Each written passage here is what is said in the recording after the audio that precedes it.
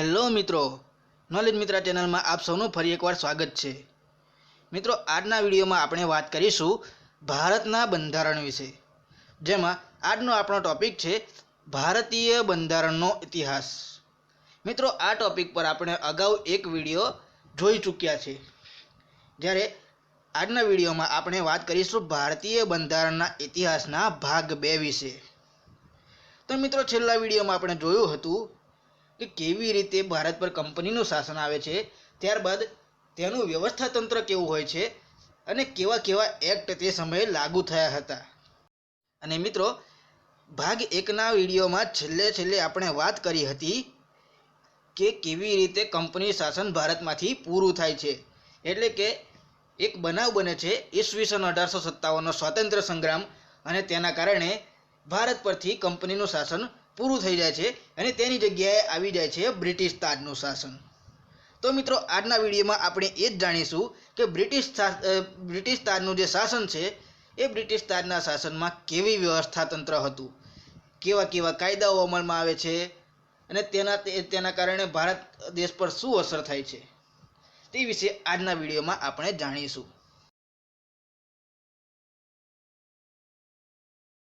તો મિત્રો, આજના વિડીયોમાં પરીક્ષાલક્ષી માહિતી આપવામાં આવેલી છે, અને મિત્રો, આ વિડીયો જો તમે કોમ્પિટિટિવ એક્ઝામ ન આપતા હોય તો પણ જરૂરથી નિહાળજો, કારણ કે આ વિડીયો નિહાળવાથી તમારું ભારતીય બંધારણના ઇતિહાસ અંગેનું જનરલ નોલેજમાં વધારો થશે। અને મિત્રો, આ વિડીયોના બદલામાં અમે તમારી પાસેથી માત્ર એટલી જ અપેક્ષા રાખીએ છીએ કે તમે અમારા વિડીયોને લાઈક કરો અને અમારી ચેનલ નોલેજ મિત્રને સબસ્ક્રાઈબ કરો। તો મિત્રો, ફટાફટ અમારી ચેનલ નોલેજ મિત્રને સબસ્ક્રાઈબ કરી લો, જેથી અમારા આવા ને આવા વિડીયોઝ તમને મળતા રહે। તો મિત્રો, શરૂ કરીએ આજનો આ વિડીયો। તો મિત્રો, સૌથી પહેલાં વાત કરીએ ભારતમાં તાજના શાસન વિશે। તો મિત્રો, ગયા વિડીયોમાં આપણે વાત કરી હતી કે ઈસવીસન 1857માં સ્વાતંત્ર્ય સંગ્રામ થાય છે અને તેના પછી ભારત પરથી કંપનીનું શાસન સમાપ્ત થઈ જાય છે અને ત્યારબાદ ભારત પર બ્રિટિશ તાજનું શાસન લાગુ કરવામાં આવી જાય છે। અને મિત્રો, આ વિશે વાત કરીએ તો બ્રિટિશ શાસન લાગુ થયા બાદ, બ્રિટિશ તાજનું જે શાસન લાગુ થાય છે ત્યારબાદનો સૌથી પહેલો કાયદો એટલે કે ભારત શાસન અધિનિયમ 1858। અને મિત્રો, આ કાયદાને ભારતીય શાસનનો પાયો પણ કહી શકાય। એ વિશે વાત કરીએ તો સંપૂર્ણ ભારત પહેલાં તો બ્રિટિશ તાજની સત્તા હેઠળ આવી જાય છે, અને મિત્રો, આ કાયદા હેઠળ કોર્ટ ઓફ ડાયરેક્ટર અને બોર્ડ ઓફ કંટ્રોલ અને તેમના દ્વારા ચાલતી દ્વિમુખી પદ્ધતિ સમાપ્ત કરવામાં આવે છે। જે કંપની શાસનમાં કોર્ટ ઓફ ડાયરેક્ટર અને બોર્ડ ઓફ કંટ્રોલની જે પદ્ધતિ ચાલતી હતી, જે દ્વિમુખી પદ્ધતિ, તેને સમાપ્ત કરવામાં આવે છે। ત્યારબાદ ભારત અંગેના બધા જ અધિકાર એ બ્રિટિશ કેબિનેટના એક નવું પદ સર્જન કરવામાં આવે છે કે જેને સેક્રેટરી ઓફ ઇન્ડિયા એટલે કે ભારત સચિવ કહેવામાં આવે છે। તો આ ભારત સચિવને બધા જ અધિકારો સોંપવામાં આવે છે અને ભારતીય શાસનના નિર્દેશન અને નિયમનના બધા જ અધિકાર સેક્રેટરી ઓફ ઇન્ડિયા એટલે કે ભારત સચિવને પ્રાપ્ત થઈ જાય છે। ત્યારબાદ વાત કરીએ તો ભારત સચિવની સહાયતા માટે 15 સભ્યોની બનેલી ભારતીય પરિષદની રચના કરવામાં આવી, જેમાં 7 સભ્યોની નિમણૂક સમ્રાટ દ્વારા અને બાકીના સભ્યોની નિમણૂક કંપનીના ડાયરેક્ટર દ્વારા કરવામાં આવતી હતી। ત્યારબાદ વાત કરીએ તો ગવર્નર જનરલનું જે પદ હતું તેને સમાપ્ત કરવામાં આવ્યું, અને ત્યારબાદ વાઇસરોયનું પદનું સર્જન કરવામાં આવ્યું, અને આ વાઇસરોય એ ભારત સચિવ એટલે કે સેક્રેટરી ઓફ ઇન્ડિયાને જવાબદાર હતા। એટલે કે સેક્રેટરી ઓફ ઇન્ડિયા એક વાઇસરોયનું પદ જે હતું તેની ઉપર નિયંત્રણ રાખતા હતા। અને મિત્રો, આ રીતે ભારતના પ્રથમ વાઇસરોય બને છે લોર્ડ કેનિંગ। યાદ રાખજો મિત્રો, ભારતના પ્રથમ વાઇસરોય લોર્ડ કેનિંગ હતા। આ ક્વેશ્ચન પૂછાઈ શકે છે। ત્યારબાદ વાત કરીએ તો આ અધિનિયમ અંતર્ગત એવી જોગવાઈ કરવામાં આવી કે સિવિલ સર્વિસમાં નિમણૂક એ ખુલ્લી પ્રતિસ્પર્ધી પરીક્ષા દ્વારા તથા સિવિલ સર્વિસ કમિશનની સહાયતાથી થશે। ત્યારબાદ મિત્રો વાત કરીએ તો આ કાયદા મુજબ ભારતનું વહીવટી તંત્ર કંઈક આ પ્રકારનું હતું, જે અંતર્ગત જોવા જઈએ તો બ્રિટિશ તાજ એટલે કે રાણી વિક્ટોરિયા એ બ્રિટિશ સંસદ પર નિયંત્રણ રાખે. બ્રિટિશ સંસદ એ ભારત સચિવ પર નિયંત્રણ રાખતી હતી અને ભારત સચિવ અને 15 સભ્યોની બનેલી પરિષદ એ વાઇસરોય ઓફ ઇન્ડિયા પર નિયંત્રણ રાખતી હતી. ત્યારબાદ viceroy of India A British અધિકૃત પ્રદેશના ગવર્નર તેમજ તેમની કાઉન્સિલ પર નિયંત્રણ રાખતા હતા અને બ્રિટિશ અધિકૃત પ્રદેશના જે ગવર્નર હતા તે જિલ્લા વહીવટી એકમો એટલે કે કલેક્ટરો પર નિયંત્રણ રાખતા હતા. અને મિત્રો વાત કરીએ આ વ્યવસ્થા તંત્ર વિશે, તો આ વ્યવસ્થા તંત્ર એક નોકરશાહી રાજ વ્યવસ્થા હતી અને આનું માળખું એ સંપૂર્ણ રીતે કેન્દ્રીય સત્તાવાળું હતું. આ અધિનિયમ અંતર્ગત કલકત્તાને ભારતની રાજધાની બનાવવામાં આવી. અને મિત્રો વાત કરીએ તો બધા જ સ્તરોમાં મુખ્યત્વે બ્રિટિશ અધિકારીઓની નિમણૂક કરવામાં આવી. અને મિત્રો આ કાયદો જે છે તે ભારતીય શાસનને ઉત્તમ બનાવવા માટેના કાયદા તરીકે જાણીતો છે. ત્યારબાદ વાત કરીએ ભારત પરિષદ અધિનિયમ 1861 એટલે કે ઇન્ડિયન કાઉન્સિલ એક્ટ 1861 વિશે. તો મિત્રો આ કાયદો એક પોર્ટફોલિયો વ્યવસ્થા હતી અને આ કાયદાથી વિકેન્દ્રીકરણની શરૂઆત થઈ રહી છે ભારતમાં. આ વિશે વાત કરીએ તો ઈસવીસન 1859માં લોર્ડ કેનિંગ દ્વારા શરૂ કરવામાં આવેલી પોર્ટફોલિયો પદ્ધતિને માન્યતા આપવામાં આવી. આ પદ્ધતિ વિશે વાત કરીએ તો આ પદ્ધતિ અંતર્ગત વાઇસરોયની કારોબારી પરિષદનો સભ્ય એક અથવા વધારે સરકારી વિભાગોનો વડો બનાવવામાં આવતો હતો તથા આ વિભાગમાં પરિષદ તરફથી તેને સંપૂર્ણ માન્યતા આપવામાં આવતી હતી. એટલે કે મિત્રો કોઈ પણ વ્યક્તિ હોય, પરિષદનો સભ્ય હોય, તે એક કરતાં વધારે વિભાગો, 2 કે 3 વિભાગો સંભાળી શકતો હતો અને એ જે વિભાગો સાચવતો હોય તે વિભાગો અંતર્ગત કોઈ પણ કાયદો બનાવવાનો તેને પૂરેપૂરો અધિકાર હતો. એટલે કે પૂરેપૂરી સત્તાઓ આપવામાં આવતી હતી. તેના માટે કોઈને પૂછવા જવાની જરૂર ન હતી. આમ મિત્રો જોવા જઈએ તો વિકેન્દ્રીકરણની શરૂઆત થઈ જાય છે. ત્યારબાદ વાત કરીએ તો વાઇસરોયને ધારાસભાની મંજૂરી વગર 6 માસ સુધી અમલી બને તેવા વટહુકમો બહાર પાડવાની સત્તા આપવામાં આવી. તેમજ મદ્રાસ અને મુંબઈને ફરીથી કાયદો બનાવવાની સત્તા આપીને વિકેન્દ્રીકરણની પ્રક્રિયા શરૂ કરવામાં આવી. તો મિત્રો વાત કરીએ તો મદ્રાસ અને મુંબઈ આ બંને જે પ્રાંત હતા તેમની પાસેથી કાયદો બનાવવાની સત્તા છીનવી લેવામાં આવી હતી, તેને ફરીથી પાછી સોંપવામાં આવી. મિત્રો ત્યારબાદ વાત કરીએ તો કાયદો બનાવવાની પ્રક્રિયામાં ભારતીય પ્રતિનિધિઓને સમાવવાની શરૂઆત કરવામાં આવી આ કાયદા દ્વારા, એટલે કે ઇન્ડિયન કાઉન્સિલ એક્ટ 1861 દ્વારા, જેમાં વાઇસરોય એ કેટલાક ભારતીયોને ગેર સરકારી સદસ્ય તરીકે પસંદ કરી શકતા હતા. અને મિત્રો આ અધિનિયમ અંતર્ગત ઈસવીસન 1862માં લોર્ડ કેનિંગે કે જે ભારતીય વાઇસરોય હતા તેમણે 3 ભારતીય વ્યક્તિઓ જેમાં બનારસના રાજા, પટિયાલાના મહારાજા અને દિનકર રાવનો વિધાન પરિષદમાં સમાવેશ કર્યો હતો. આ સભ્યો એ માત્ર ને માત્ર કાયદો બનાવતા સમયે જ ચર્ચામાં ભાગ લેતા હતા અને મતદાન કરવાનો તેમને અધિકાર આપવામાં આવેલો હતો. ત્યારબાદ મિત્રો વાત કરીએ તો આ એક્ટ બાદ ભારતીય રાષ્ટ્રીય કોંગ્રેસની સ્થાપના થાય છે ભારતમાં.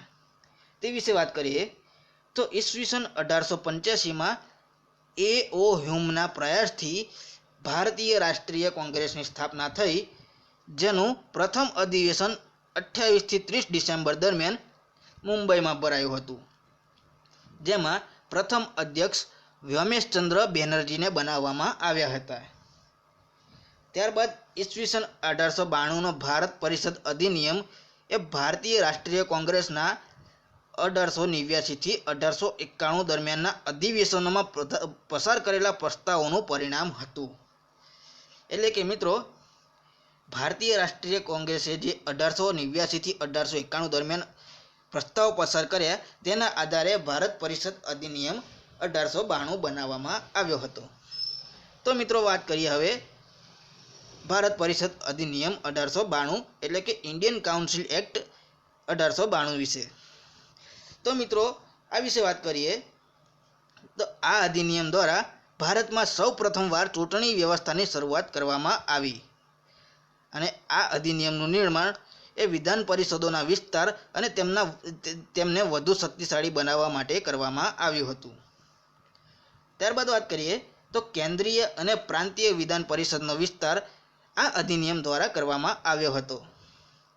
આ અધિનિયમ દ્વારા હિન્દી ધારાસભાને બજેટ પર ચર્ચા કરવા અને કારોબારીને પ્રશ્નો પૂછવાની છૂટ આપવામાં આવી હતી. પણ મિત્રો આ એક માત્ર ને માત્ર મર્યાદિત અધિકાર હતો. જે વિશે વાત કરીએ તો કારોબારીને પ્રશ્નો પૂછવાની છૂટ તો આપવામાં આવી, પણ જો એ પ્રશ્નના જવાબથી સંતુષ્ટિ ન થાય તો કારોબારીને પૂરક પ્રશ્ન પૂછવાની છૂટ આપવામાં આવી ન હતી અને કારોબારીએ પૂછેલા કોઈ પણ પ્રશ્નનો જવાબ આપવાનો પણ ઇનકાર કરી શકવામાં આવતો હતો. એટલે કે કારોબારીએ કરેલા પ્રશ્નોનો જવાબ આપવા માટે કોઈ બંધાયેલા ન હતા. તો મિત્રો આ એક મર્યાદિત અધિકાર હતો. ત્યારબાદ વાત કરીએ તો કેન્દ્રીય વિધાન પરિષદમાં વાઇસરોય અને પ્રાંતીય વિધાન પરિષદમાં ગવર્નર દ્વારા ગેરસરકારી સભ્યોની નિમણૂક એ વિવિધ સંસ્થાઓની ભલામણ દ્વારા કરવામાં આવતી હતી. આ અધિનિયમ એટલે કે ભારતીય પરિષદ અધિનિયમ 1892 દ્વારા. ત્યારબાદ વાત કરીએ તો ઈસવીસન 1906માં કોંગ્રેસે અધિવેશનમાં સ્વરાજને પોતાનું અંતિમ લક્ષ્ય જાહેર કર્યું. અને મિત્રો આ બધાની વચ્ચે મુસ્લિમ લીગની સ્થાપના થાય છે. તે વિશે વાત કરીએ તો ઓક્ટોબર 1906માં આગા ખાનના નેતૃત્વમાં એક મુસ્લિમ પ્રતિનિધિ મંડળે વાઇસરોય લોર્ડ મિન્ટોની મુલાકાત કરી અને મુસ્લિમો માટે અલગ મતદાર મંડળ અને ચૂંટણી વ્યવસ્થાની માંગ કરી, જેમાં મુસ્લિમોને વસ્તી મુજબ અલગ પ્રતિનિધિત્વની માંગ કરવામાં આવી. અને આ ઘટના બાદ મુસ્લિમ લીગ અસ્તિત્વમાં આવ્યું. ત્યારબાદ વાત કરીએ તો આ ઘટના બાદ ભારતીય પરિષદ અધિનિયમ 1909 એટલે કે ઇન્ડિયન કાઉન્સિલ એક્ટ 1909 લાગુ કરવામાં આવ્યો. આ અધિનિયમ લાગુ કરવામાં આવ્યો ત્યારે ભારતીય સચિવ એટલે કે secretary of India A lord Morley હતા અને ભારતના વાઇસરોય તે સમયે લોર્ડ મિન્ટો હોવાથી આ એક્ટ એ મોરલે મિન્ટો એક્ટ તરીકે ઓળખવામાં આવ્યો. આ એક્ટથી કેન્દ્રીય અને પ્રાંતીય વિધાન પરિષદોમાં આકારમાં વૃદ્ધિ કરવામાં આવી અને ચૂંટણી માટે મતદાર મંડળની સભ્યતા માટે આવક, સંપત્તિ અને શૈક્ષણિક યોગ્યતાને આધાર બનાવવામાં આવ્યો. એટલે કે ચૂંટણી તો થતી મિત્રો, પણ ચૂંટણીમાં જે મતદાર હતા, જે મત આપવાવાળા વ્યક્તિ હતા, તેમને પસંદગી કરવા માટે આવક, સંપત્તિ અને શૈક્ષણિક યોગ્યતાને આધાર બનાવવામાં આવ્યો. દરેક માણસ હાલમાં જેમ મતદાન કરે છે તેવી રીતે દરેક માણસ એ સમયે મતદાન કરી શકતા ન હતા. જેની આવક વધુ, જેની સંપત્તિ વધુ, જેની શૈક્ષણિક યોગ્યતા વધારે તે લોકો જ મતદાન કરી શકતા હતા તે સમયે આ ભારતીય પરિષદ અધિનિયમ અંતર્ગત. ત્યારબાદ વાત કરીએ તો ભારતમાં પ્રથમવાર અલગ ચૂંટણી વ્યવસ્થાની શરૂઆત થઈ.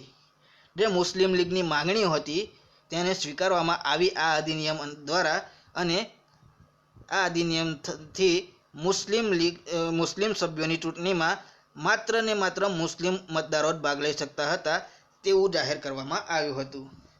આથી લોર્ડ મિન્ટોને સાંપ્રદાયિક ચૂંટણી વ્યવસ્થાના જનક માનવામાં આવે છે, કારણ કે સૌ પ્રથમ સાંપ્રદાયિક ચૂંટણી વ્યવસ્થા આ અધિનિયમ દ્વારા શરૂ કરવામાં આવી હતી. અને મિત્રો આ કાયદાથી ધારાસભાના સભ્યોની સંખ્યા 16થી વધીને 60 થઈ ગઈ હતી. પણ મિત્રો 16થી વધીને 60 સંખ્યા થઈ તેમાં પણ અંગ્રેજ સરકારે નિમેલા સભ્યો બહુમતીમાં હતા. આ જ કારણે જે નિયંત્રણ હતું તે આ કાયદા દ્વારા પણ અંગ્રેજોના હાથમાં હતું. ત્યારબાદ વાત કરીએ તો કેન્દ્રીય અને પ્રાંતીય એમ બંને પ્રકારની વિધાન પરિષદોની ચર્ચાની મર્યાદા વધારવામાં આવી, જેમ કે બજેટ સંકલ્પ રજૂ કરવો, પસાર કરવો, અનુપૂરક પ્રશ્નો પૂછવાની છૂટ આપવામાં આવી, નવા કર લગાવવા, દેવું લેવા વગેરે સંબંધે પણ સત્તા એ સાર્વજનિક હિતના વિષય પર મતદાનની માંગણીનો અધિકાર આપવામાં આવ્યો. ત્યારબાદ વાત કરીએ તો ગવર્નર જનરલની કારોબારીમાં એક ભારતીય સભ્યની નિમણૂક કરવામાં આવી, અને આ જે ભારતીય સભ્યની નિમણૂક કરવામાં આવતી હતી તો તેવા સૌપ્રથમ ભારતીય બન્યા હતા સત્યેન્દ્ર પ્રસાદ સિન્હા, અને સત્યેન્દ્ર પ્રસાદ સિન્હાને ન્યાયિક સભ્ય તરીકે ગવર્નર જનરલની કારોબારીમાં સમાવવામાં આવ્યા હતા. આ ઉપરાંત વાત કરીએ તો કેટલાક વિષયો જેવા કે સશસ્ત્ર બળ, વિદેશી સંબંધ, દેશી રજવાડા વગેરેને વિધાન પરિષદની સત્તાથી દૂર રાખવામાં આવ્યા હતા. ત્યારબાદ વાત કરીએ ભારત શાસન અધિનિયમ 1919 એટલે કે ગવર્મેન્ટ ઓફ ઇન્ડિયા એક્ટ 1990 વિશે.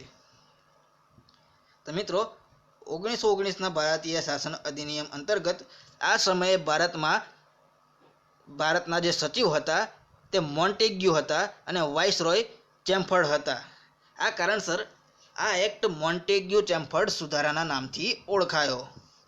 અને મિત્રો આ એક્ટ દ્વારા દ્વિમુખી શાસન પ્રણાલીની શરૂઆત ફરીથી ઈસવીસન 1921થી કરવામાં આવી હતી. અને મિત્રો આ જે શરૂઆત કરવામાં આવી તેના કારણે પ્રાંતીય પરિષદમાં પણ ફેરફાર થયા અને કેન્દ્રીય પરિષદમાં પણ ફેરફાર થયા. તો તે વિશે વાત કરીએ. સૌથી પહેલાં આપણે વાત કરીએ પ્રાંતીય પરિષદમાં ફેરફાર વિશે. તો મિત્રો પ્રાંતીય સરકારમાં દ્વિમુખી શાસન પ્રણાલીની શરૂઆત થઈ અને દેશમાં સૌપ્રથમવાર પ્રત્યક્ષ ચૂંટણી વ્યવસ્થાની શરૂઆત થઈ આ અધિનિયમ અંતર્ગત. તેમજ મહિલાઓને પણ મત આપવાનો અધિકાર ભારત શાસન અધિનિયમ 1919 દ્વારા આપવામાં આવ્યો. ત્યારબાદ પ્રાંતીય પરિષદોની સંખ્યામાં વૃદ્ધિ કરવામાં આવી અને 70% સભ્યો, જે વૃદ્ધિ કરેલી પ્રાંતીય પરિષદ હતી તેમાં 70% સભ્યો એ ચૂંટાયેલા સભ્યો હતા. સંપત્તિ, કર અથવા શિક્ષણના આધારે સીમિત સંખ્યામાં લોકોને મતાધિકાર મળ્યો. ત્યારબાદ વાત કરીએ તો સાંપ્રદાયિક આધાર પર પહેલાં તો મિત્રો જે ભારત શાસન અધિનિયમ જે હતો જૂનો, તેમાં જે મોર્લે મિન્ટો એક્ટ હતો તેમાં માત્ર ને માત્ર મુસ્લિમોને જ અલગ મતદાર મંડળ આપવામાં આવ્યું હતું. પણ આ એક્ટ દ્વારા મુસ્લિમો ઉપરાંત શીખો, ભારતીય ઈસાઈઓ, એંગ્લો ઇન્ડિયન અને યુરોપિયનો માટે પણ અલગ મતદાર મંડળ પદ્ધતિનો વિસ્તાર કરવામાં આવ્યો. અને મિત્રો વાત કરીએ તો આ સમયે અંગ્રેજોની એક નીતિ લાગુ હતી કે ભાગલા પાડો અને રાજ કરો, ડિવાઈડ એન્ડ રૂલ. આ નીતિ ઉપર અંગ્રેજો કામ કરી રહ્યા હતા આ સમયે, જે અંગે આપણે ઇતિહાસના લેક્ચરમાં વધુ વાત કરીશું. હાલમાં આપણે બંધારણ ભણી રહ્યા છીએ તો બંધારણ પર આપણે ફોકસ કરીએ. તો મિત્રો ત્યારબાદ મંત્રીઓ એ વિધાન પરિષદને જવાબદાર હતા, જ્યારે ગવર્નરની કારોબારી એ વિધાન પરિષદને જવાબદાર ન હતી. ત્યારબાદ વાત કરીએ તો ગવર્નરને વિધાન પરિષદનો પ્રસ્તાવ અસ્વીકાર કરવાની અને વટહુકમ બહાર પાડવાની સત્તા આપવામાં આવી. અને સૌ પ્રથમવાર કેન્દ્રીય બજેટને રાજ્યના બજેટથી અલગ કરવામાં આવ્યું અને રાજ્ય વિધાન પરિષદોને પોતાનું બજેટ બનાવવાનો અધિકાર આપવામાં આવ્યો. પ્રાંતીય પરિષદોને વિધાન પરિષદ નામ આપવામાં આવ્યું. તો મિત્રો અહીંયા જે પ્રાંતીય સરકાર હતી એ પ્રાંતીય સરકારની વ્યવસ્થા તંત્ર કંઈક આવું હતું, તે વિશે વાત કરીએ. તો મિત્રો આ પ્રાંતીય સરકાર છે જેના બે વિભાગ છે. જે દ્વિમુખી શાસન પદ્ધતિ આપણે કહી હતી તે અંતર્ગત પ્રાંતીય સરકારના બે વિભાગ હતા, જેમાં એક હતો કારોબારી અને બીજો હતો વિધાન પરિષદ. મિત્રો આ વિધાન પરિષદ જે હતી તે ગવર્નર અને મંત્રીગણો પર નિયંત્રણ રાખતી હતી, જ્યારે કારોબારી જે હતી તે કારોબારી એ ગવર્નર, પ્રાંતોના ગવર્નર અને કારોબારી પર નિયંત્રણ રાખતી હતી. કારોબારી જે હતી તે આરક્ષિત વિષયો અંગે પણ નિયમો બહાર પાડી શકતી હતી અને હસ્તાંતરિત વિષયો પર પણ નિયમો બહાર પાડી શકતી હતી.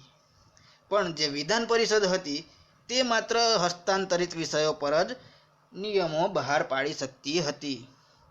આરક્ષિત વિષયો અંગે વિધાન પરિષદને કોઈ પણ નિર્ણય લેવાની છૂટ આપવામાં આવી ન હતી. ત્યારબાદ વાત કરીએ તો કેન્દ્રીય સરકારમાં કેવા ફેરફાર આવ્યા હતા આ કાયદા દ્વારા તે વિશે વાત કરીએ તો દેશમાં સૌ પ્રથમવાર દ્વિમુખી શાસન વ્યવસ્થાની શરૂઆત થઈ.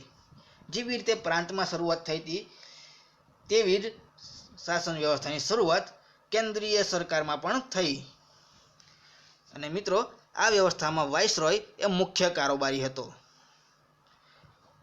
ત્યારબાદ વાત કરીએ તો દ્વિસદનીય સંસદીય વ્યવસ્થામાં સાથે સાથે પ્રત્યક્ષ ચૂંટણી વ્યવસ્થાની પણ શરૂઆત કેન્દ્રમાં પણ કરવામાં આવી. બધા જ વિષયોને બે ભાગમાં વહેંચવામાં આવ્યા. આપણે આગળ જોયું તેમ હસ્તાંતરિત વિષયો અને આરક્ષિત વિષયો આમ બે ભાગમાં વહેંચવામાં આવ્યા. વાઇસરોયની જે કારોબારી હતી તેમાં કુલ 8 સભ્યો હતા, જેમાં 3 ભારતીય સભ્યોની નિમણૂક કરવાની છૂટ આપવામાં આવેલી હતી. ત્યારબાદ વાત કરીએ તો આ અધિનિયમના આધારે ઈસવીસન 1926માં લોક સેવા આયોગ એટલે કે સિવિલ સર્વિસ કમિશનની રચના કરવામાં આવી. હાલમાં જે યુપીએસસી છે યુપીએસસી એવું જ કંઈક વ્યવસ્થા લોક સેવા આયોગની તે સમયે પણ કરવામાં આવી હતી. અને મિત્રો આને યુપીએસસીનું મૂળ પણ કહી શકાય. ત્યારબાદ વાત કરીએ તો વાઇસરોયને કેન્દ્રીય વિધાન પરિષદ દ્વારા અસ્વીકાર કરવામાં આવેલા પ્રસ્તાવોને મંજૂરી આપીને વટહુકમ બહાર પાડવાની સત્તા આપવામાં આવી. ત્યારબાદ વાત કરીએ તો સભ્યોને પ્રશ્ન પૂછવાની, સ્થગન પ્રસ્તાવ લાવવાની તથા બજેટને અસ્વીકાર કરવાની સત્તા આ અધિનિયમ દ્વારા આપવામાં આવી. પણ હજુ પણ બજેટનો 75% ભાગ સભ્યોની મંજૂરી વિના જ પસાર કરી શકાતો હતો.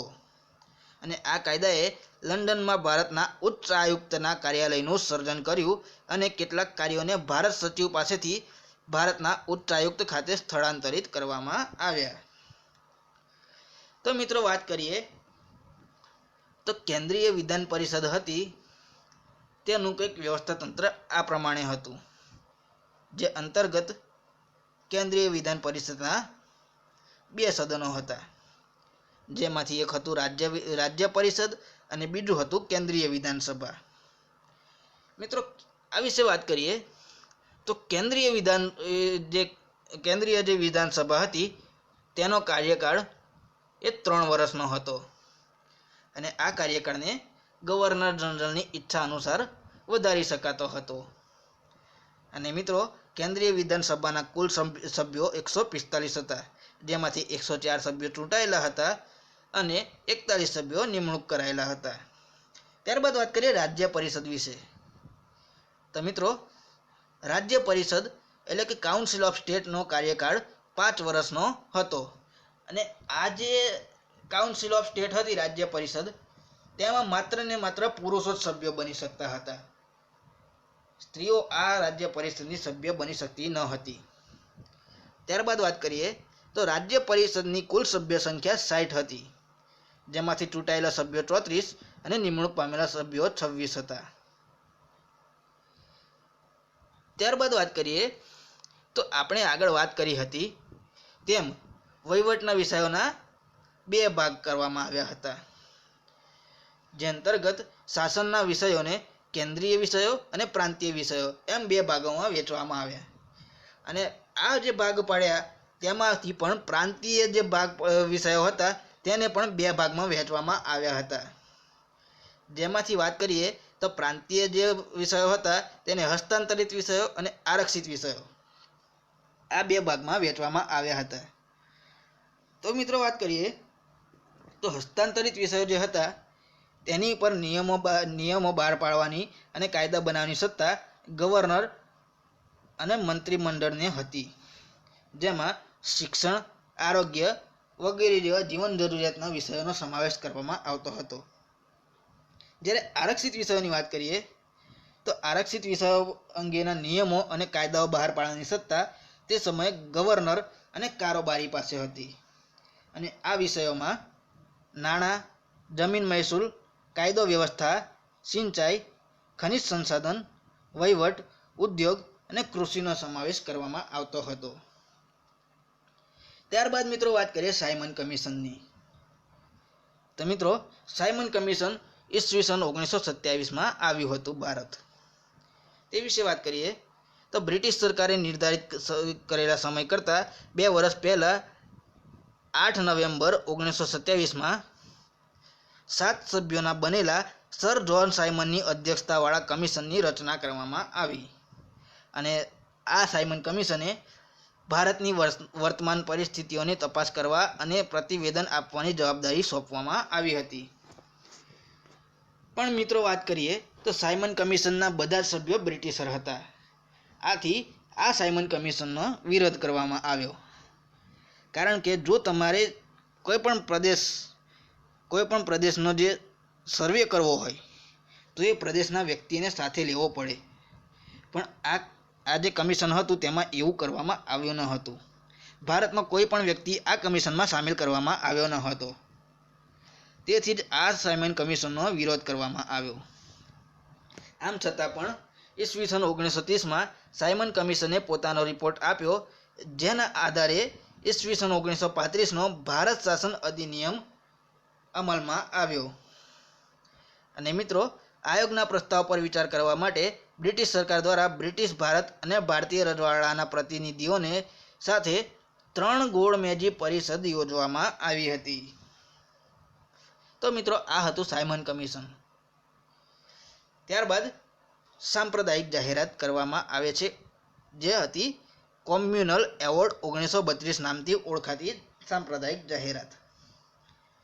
અને મિત્રો આ જાહેરાત એ બ્રિટિશ વડાપ્રધાન રામસે મેકડોનાલ્ડ દ્વારા ઈસવીસન 1932માં કરવામાં આવી હતી, જે અલ્પસંખ્યકોના પ્રતિનિધિત્વ માટે આ જાહેરાત કરવામાં આવી હતી.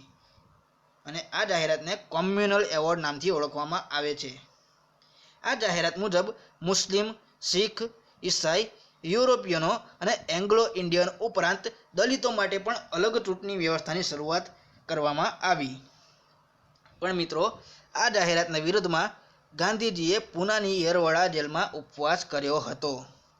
કારણ કે મિત્રો તે સમયે અંગ્રેજોની એક જ નીતિ ચાલતી હતી, અને એ હતી ડિવાઈડ એન્ડ રૂલ, ભાગ પાડો અને રાજ કરો. અને મિત્રો તેની જાણ ગાંધીજીને હતી. આ જ કારણસર તેમણે આ જાહેરાતના વિરુદ્ધમાં ઉપવાસ કર્યો.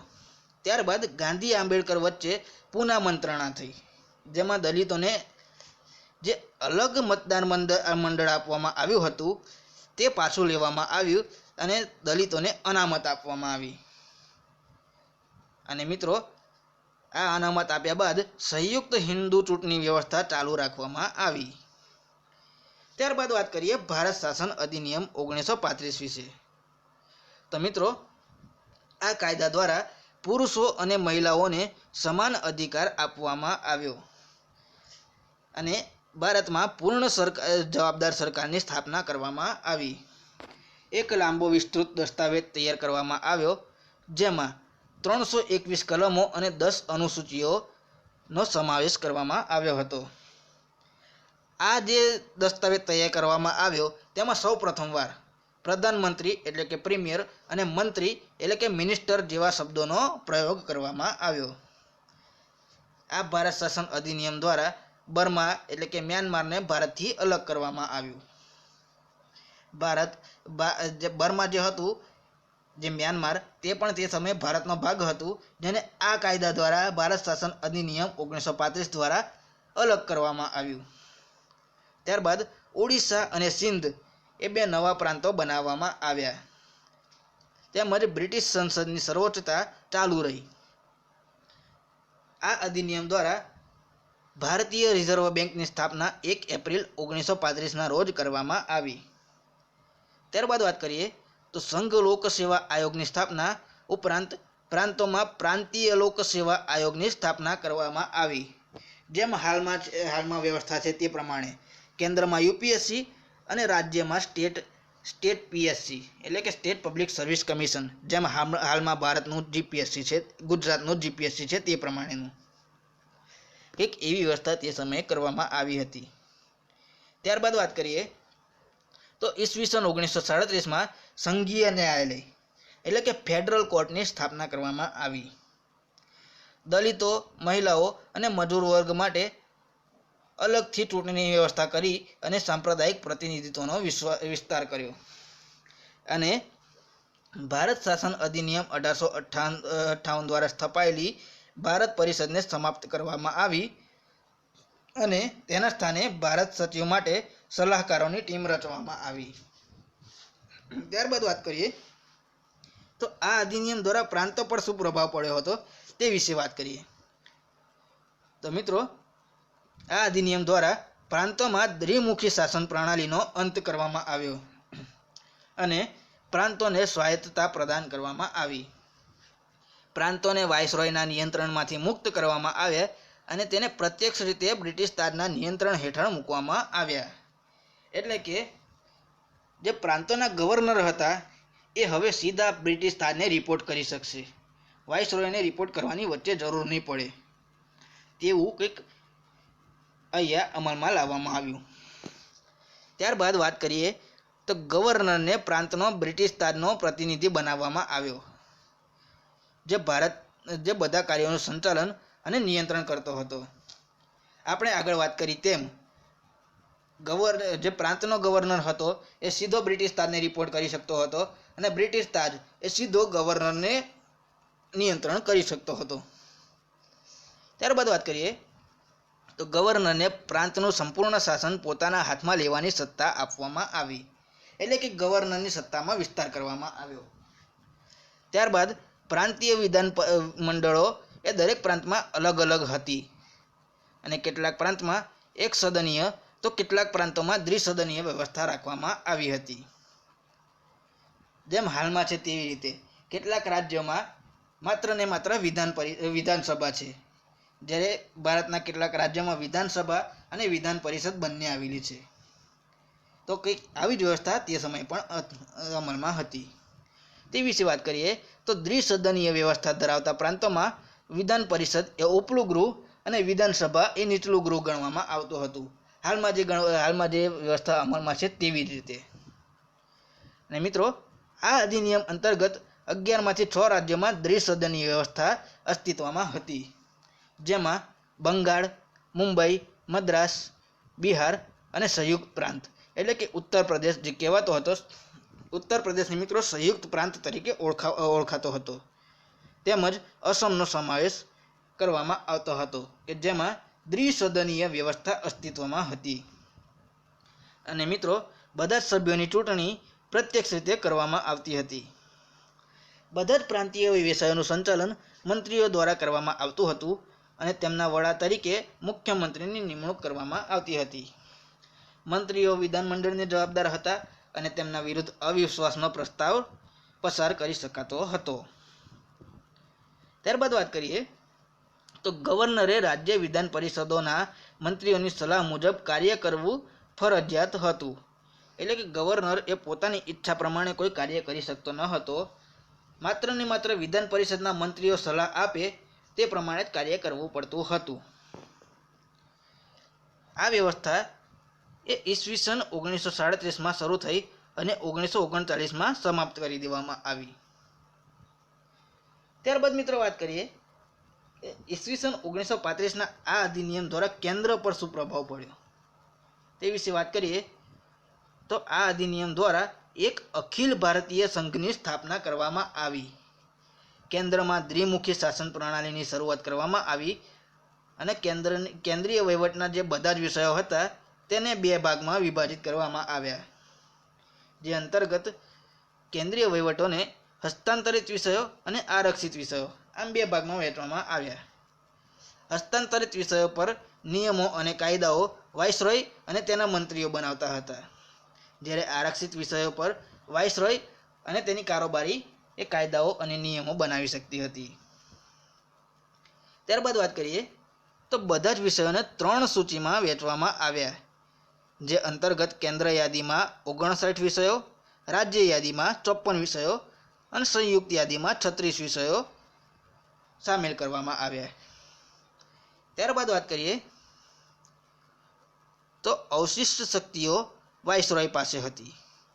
પણ મિત્રો આ જે ઉપરોક્ત જે વ્યવસ્થા હતી તે વ્યવસ્થા ક્યારેય અમલમાં આવી શકી નહીં, કારણ કે મિત્રો દેશી રજવાડાઓ જે હતા તેમણે આ વ્યવસ્થામાં સામેલ થવાનો ઇનકાર કરી દીધો હતો. ત્યારબાદ મિત્રો વાત કરીએ તો સંઘનું જે દ્વિસદનીય મંડળ હતું તે કંઈક આ પ્રકારની વ્યવસ્થા તંત્ર ધરાવતું હતું, જે અંતર્ગત સંઘીય વિધાનમંડળ જે હતું તેમાં સંઘીય વિધાનસભા અને રાજ્ય પરિષદ એમ બે સદનોનો સમાવેશ થતો હતો, જેમાં રાજ્ય પરિષદ એ ઉપલું ગૃહ હતું અને સંઘીય જે સભા હતી તે નીચલું ગૃહ કહેવાતું હતું. સંઘીય સભાનો કાર્યકાળ એ 5 વર્ષનો હતો અને તેની સભ્ય સંખ્યા 375 હતી, જેમાંથી 275 સભ્યો એ પ્રાંતમાંથી ચૂંટાતા હતા અને 125 સભ્યો એ દેશી રજવાડાઓમાંથી ચૂંટાઈને આવતા હતા. અને મિત્રો સભ્યોની ચૂંટણી અપ્રત્યક્ષ ચૂંટણી દ્વારા કરવામાં આવતી હતી, જેમાં સંઘીય સભાના મંત્રીઓ વિરુદ્ધ અવિશ્વાસનો પ્રસ્તાવ લાવી શકાતો ન હતો. ત્યારબાદ વાત કરીએ તો જે રાજ્ય પરિષદ હતી તેમાં જે રાજ્ય પરિષદ હતી તે એક સ્થાયી ગૃહ હતું મિત્રો. એ સ્થાયી ગૃહ એટલે કે આ જે રાજ્ય પરિષદ હતી આ ગૃહ જે હતું તેમાં 1/3 સભ્યો દર 3 વર્ષે નિવૃત્ત થતા હતા. હાલમાં જે રાજ્યસભા ચાલી રહી છે ભારતમાં તે પ્રમાણેનું કંઈક સદન હતું આ. અને આ જે રાજ્ય પરિષદ હતી તેની કુલ સભ્ય સંખ્યા 260 હતી, જેમાંથી 156 સભ્યો પ્રાંતમાંથી ચૂંટાયેલા જ્યારે 104 સભ્યો દેશી રજવાડાઓના પ્રતિનિધિઓ હતા. અને આ સભ્યોની ચૂંટણી એ પ્રત્યક્ષ ચૂંટણી દ્વારા થતી હતી. મિત્રો આ હાલમાં જે વ્યવસ્થા પ્રચલનમાં છે તેનાથી ઊંધી વ્યવસ્થા આ સમયે હતી, એટલે કે જે કાયમી ગૃહ જે હતું સ્થાયી ગૃહ તેમાં પ્રત્યક્ષ ચૂંટણી કરવામાં આવતી હતી, જેને બદલે હાલમાં અપ્રત્યક્ષ ચૂંટણી રાજ્યસભામાં કરવામાં આવે છે, જ્યારે સંઘીય સભા એ લોકસભાને મળતું આવતું ગૃહ હતું, જેમાં અપ્રત્યક્ષ ચૂંટણી કરવામાં આવતી હતી તે સમયે, જેને બદલે હાલમાં પ્રત્યક્ષ ચૂંટણી કરવામાં આવે છે મિત્રો. ત્યારબાદ વાત કરીએ તો મિત્રો આજના વિડીયોમાં આપણે ભારતનું બંધારણ વિશે વાત કરી. તો મિત્રો ભારતીય બંધારણના ઇતિહાસમાં આજે આપણે ભાગ 2 વિશે વાત કરી. મિત્રો નેક્સ્ટ વિડીયોમાં આપણે ભાગ 3 વિશે વાત કરીશું, જે અંતર્ગત ભારતને આઝાદી મળી તે કયા કાયદા હેઠળ મળી અને ભારતીય સ્વતંત્ર કાયદો 1947ની શું જોગવાઈઓ હતી તે વિશે આપણે નેક્સ્ટ વિડીયોમાં વાત કરીશું. એટલે કે નેક્સ્ટ વિડીયોમાં આપણે ભારતને આઝાદ કરી દઈશું. તો મિત્રો અમારા નેક્સ્ટ વિડીયો જોવા માટે અમારી ચેનલ નોલેજ મિત્રને સબસ્ક્રાઈબ જરૂરથી કરો. તો મિત્રો મળીએ નેક્સ્ટ વિડીયોમાં ભાગ 3 સાથે. જય હિન્દ મિત્રો.